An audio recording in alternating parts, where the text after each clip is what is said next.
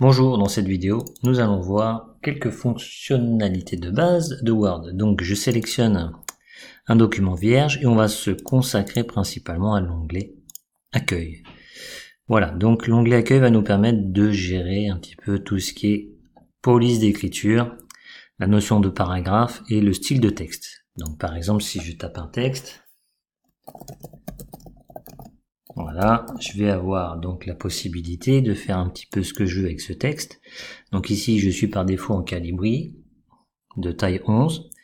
Je peux sélectionner ce texte et changer la police d'écriture. Donc ça, on sait quasiment tous le faire. Je peux augmenter la police d'écriture. Je peux passer ce texte en gras, en italique, le souligner, voire même le barrer. Si je veux mettre du texte, alors là j'ai sauté une ligne. Pour sauter une ligne sur Word, on appuie sur la touche Entrée du clavier. Voilà. Si je veux mettre du texte en indice, je vais sélectionner cet onglet-là. Donc là, je suis avec, par défaut, en barré. Si je resélectionne mon texte et je reclique dessus, mon texte se barre, d'accord? Donc si je veux mettre de l'indice, par exemple, un 3, je sélectionne l'onglet, je tape le 3 avec mon clavier, et le 3 se met en indice, comme je peux le mettre aussi en puissance en cliquant sur l'onglet.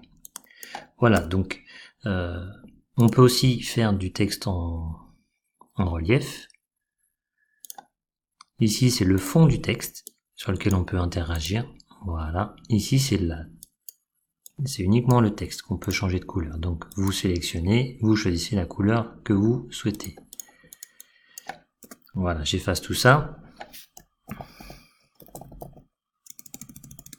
Donc, je vais repartir sur des... Voilà, aucune couleur. Je suis sur du Real. Je retape du texte.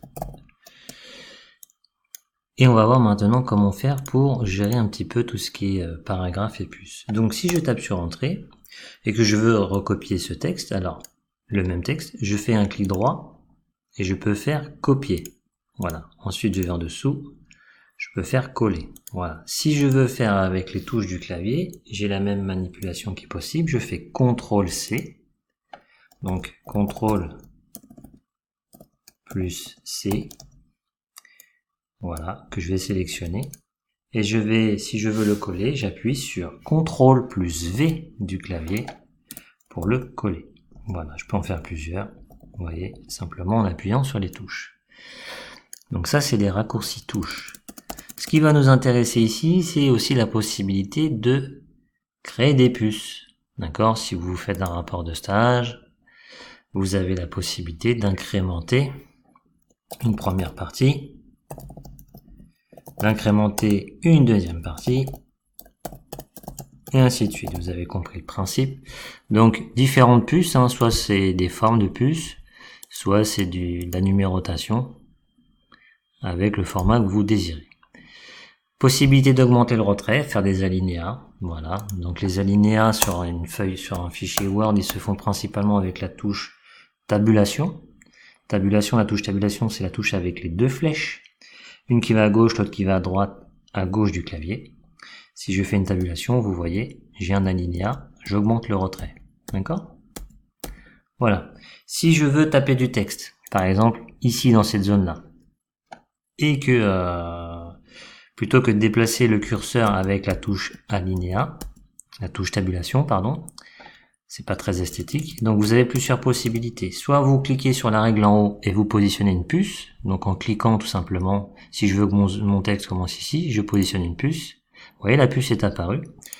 Et du coup, avec la touche tabulation, je vais pouvoir taper un texte à droite.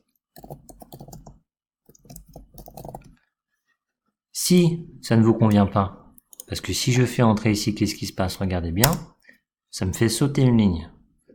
C'est peut-être pas ce que je souhaite. Donc, si ça ne vous convient pas, il y a toujours la possibilité de trouver une autre solution. C'est tout simplement de faire insertion de texte, une zone de texte. Vous la sélectionnez, vous la positionnez ici, et vous tapez le texte que vous voulez.